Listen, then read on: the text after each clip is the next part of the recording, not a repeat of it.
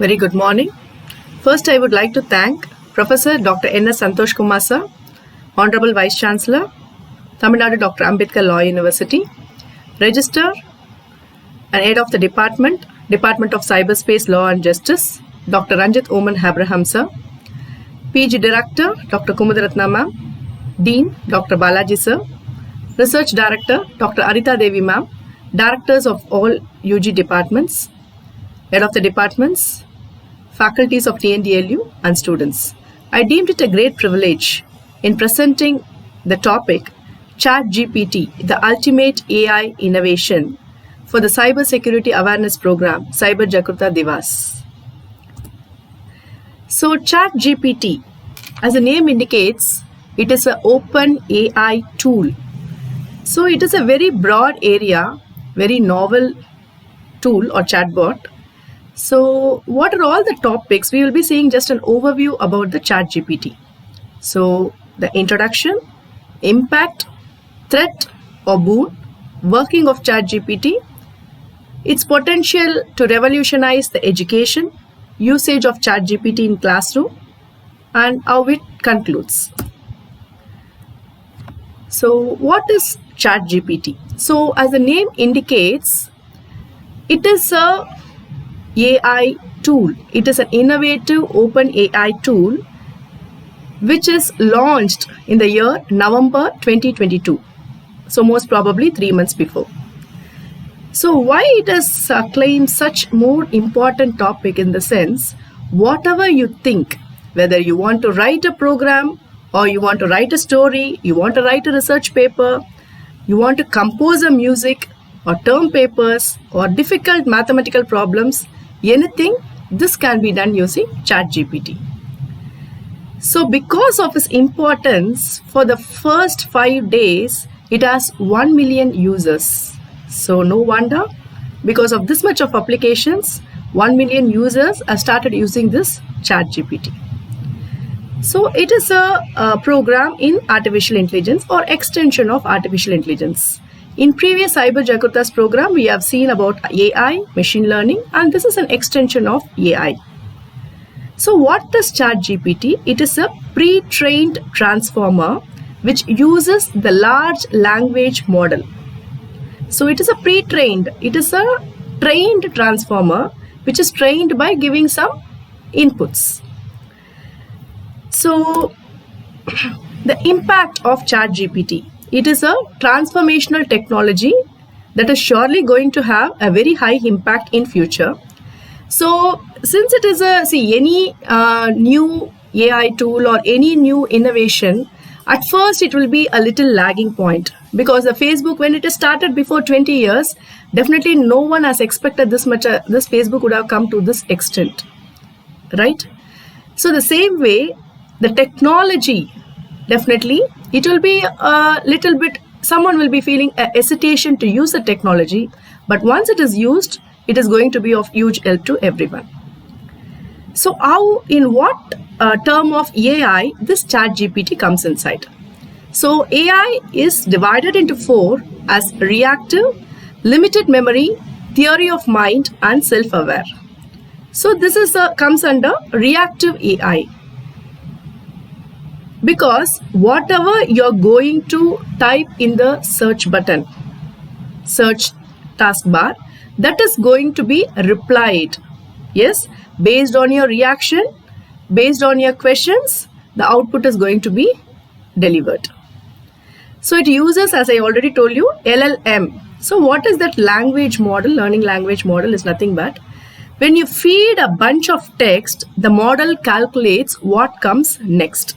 So only based on your information, it predicts the output. So I need to tell the word again, predicts. The prediction is the main part of artificial intelligence. Now I will come to the prediction in the last part, why I am insisting on that particular word. Okay. So based on the prediction, in the sense, only when the input is given, the machine is going to predict. Okay. So this is just an example where we see that capes 80%, pants 10%, it is predicting as pajamas. So the input will be like that. If it is capes and pants, definitely the dress would be pajamas. This is just a simple example for prediction in AI. Okay. So this chat GPT is used in all the fields. But now today I'm just going to we are going to see only the overview and how it is used in education. So some of the people feels it is a threat to the education because everything is in our hands. When the assignment is given to the students are performing with the chat GPT. When a research article is given to the researcher, the research article is written with the help of chat GPT. So seeing to this, the New York City schools has immediately banned this technology. But the experts of artificial intelligence has asked them to use it as a classroom tool. Okay, so I want to just insist here, when the calculators are found in the year 1970s or something, everyone told, okay, this is going to be the end of mathematics because the division, subtraction, multiplication, everything is done by the calculator. But now is it so? No. Calculator is just a supportive tool for mathematics. Even now, the mathematics is developing and the research is going on to a huge extent. Right? So the technology will be just supporting and it will not definitely hide your research work. So the next topic is working of ChatGPT. So for example, how it is used in the classroom. So the teacher can use it as a first draft. Okay, just a formal copy or rough copy, and based on that first draft, that information can be given to the students to correct that draft. So whether the citations are proper, everything. See, this is just a machine, right? Where the critical thinking is definitely absent in ChatGPT. Only the humans can perform critical thinking and not the machines. So this extends to the instructional artificial intelligence. So this comes under descriptive artificial intelligence. So artificial intelligence is divided into descriptive and demarcative. So this comes under, descriptive and generative. So this comes under generative artificial intelligence. So why it is generative? Based upon the inputs we are given, the output is being generated. Okay. So it is a potential to revolutionize the education. So how it is a potential? How it serves as a potential? So it performs personalized tutoring. Personalized tutoring. See, everyone cannot afford a tutor of his own, right? Some people or some students will be finding very difficult to talk even with their friends. They feel shame to ask some doubts with their friends, whether he or she might think something else. Even it may be a simple doubt. They feel shame to ask with the tutors or with the lecturers or with the professors. So this gives the personalized tutoring to the students so that they can have an extra support. And next is language learning. So the languages in and around the world can be learned using ChatGPT. So there is no necessity of going to that particular place and learn the language. With the help of a personalized device, you can read in your reading room. Personalized lesson plans. It is not like a lesson plans for BCA, LLB or LLB or LLM separately. This can be customized according to the student's capability. So the personalized lesson plans can be given with the help of ChatGPT. Feedback.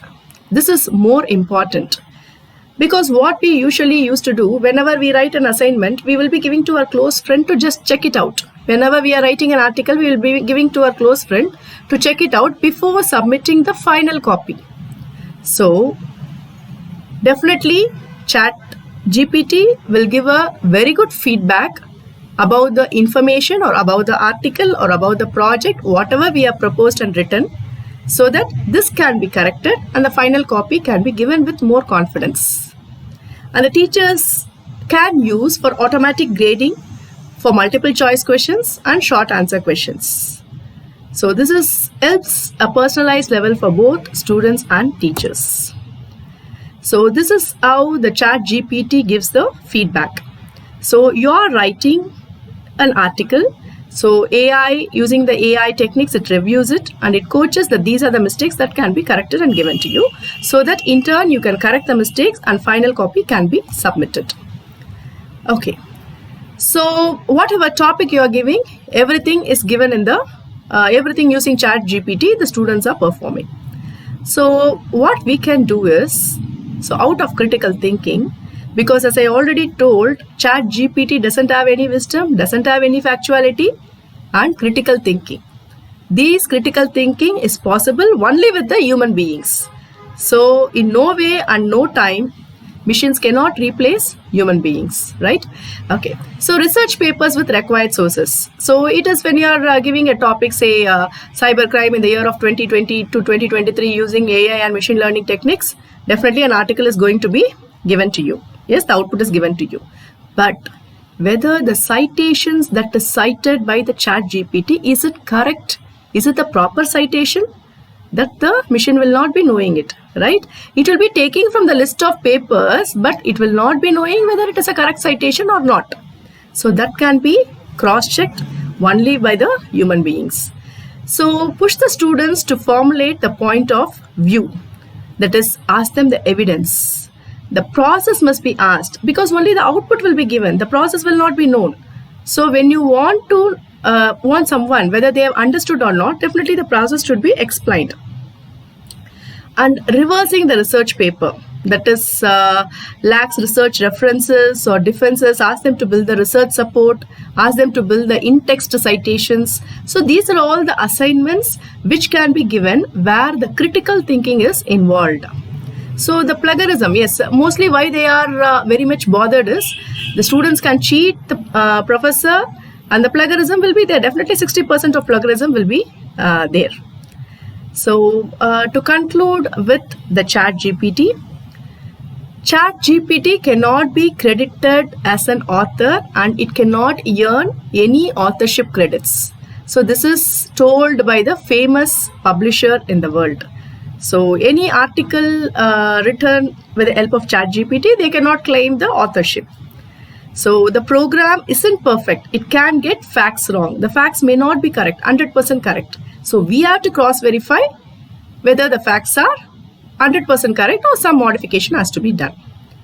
So initially the technology will have some lagging, and I think so Chat GPT also has some lagging, and definitely it will move around in the future generation. So technology is updations, and definitely it will be having a positive and negative sides, and it depends upon how we use. Whatever be the tool, whatever be the supporting tool, it all depends upon how do we use the technology.